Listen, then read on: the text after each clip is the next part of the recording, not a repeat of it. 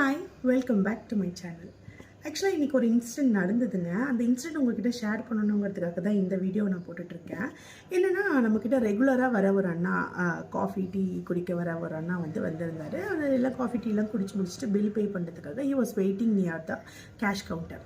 So cash கவுண்டர்கிட்ட wait பண்ணும்போது ஒரு தாத்தா நம்மளோட ஷாப்புக்குள்ளே வந்தார். அவர் வரவே காஃபி என்ன விலை அப்படின்னு கேட்டார். ஸோ நான் சொல்கிறதுக்கு முன்னாடியே நம்ம அண்ணா சொல்லிட்டாரு. காஃபி அதனோட பாதி விலையை சொன்னார். எனக்கு ஒரு ஷாக்கிங், என்ன அவர் பாதி விலை சொல்கிறாரு அப்படின்னு சொல்லிட்டு நான் அவரை பார்த்தேன். அவர் இருமா அப்படின்னு சொன்னார். சரி, நான் அமைதியாகிட்டேன். அவர் என்ன தான் பண்ணுறாரு பார்ப்போம் அப்படின்ட்டு. ஸோ வந்தோடனே அவருக்கு ஒரு காஃபி கொடுங்க அப்படின்னு. ஐயா உட்காருங்க, காஃபி குடிங்க அப்படின்ட்டு. சரி, நானும் காஃபி போட்டு அவருக்கு கொடுத்தேங்க. கொடுத்ததுக்கு அப்புறமா தான் அவர் குடிச்சிட்டு பே பண்ண வந்தார். அவர் பே பண்ணவே விடலை இந்த அண்ணன். இல்லை ஐயா, நான் பே பண்ணிக்கிறேன் அப்படின்னு. ஏன் தம்பி, இல்லை நானே பே பண்ணுறேன், என்கிட்ட பணம் இருக்குது அப்படின்னாரு.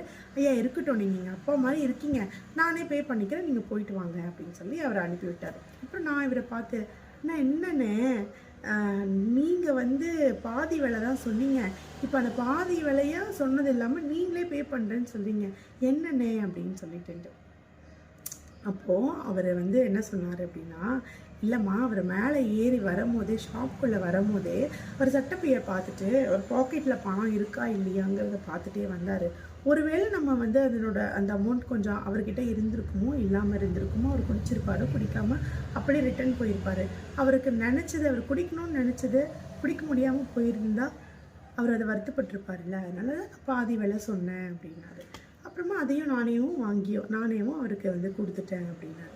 ஸோ இதில் நமக்கு என்ன தோணுதுன்னா, ரீசெண்ட் டேஸில் நம்ம ஒரு ஃப்ரேஸ் கேள்விப்பட்டுட்டே இருந்திருக்கோம். என்னென்னா, அந்த மனசு தான் சார் கடவுள், அந்த மனசு தான் சார் கடவுள் அப்படின்னு. அந்த ஃப்ரேஸ்க்கான ஒரு ட்ரூ எக்ஸாம்பிள் நம்ம ஷாப்பில் நடந்ததுங்க. ஓகே, ஸோ அவரை நினச்சி நான் சொன்னேன், அண்ணா இந்த மனசு தானே கடவுள் அப்படின்னு நான் அவருக்கு சொன்னேன். அவர் இந்த மனசு எனக்கு மட்டும் இருந்தால் போதாது, அந்த மனசு உனக்கும் இருக்கணுமா அப்படின்னு என்கிட்ட சொல்லிட்டு போனார்.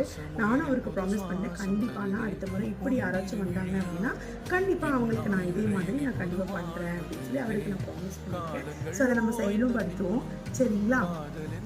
இது உங்களுக்கு பிடிச்சிருந்தது அப்படின்னா லைக் பண்ணுங்க. பாய்.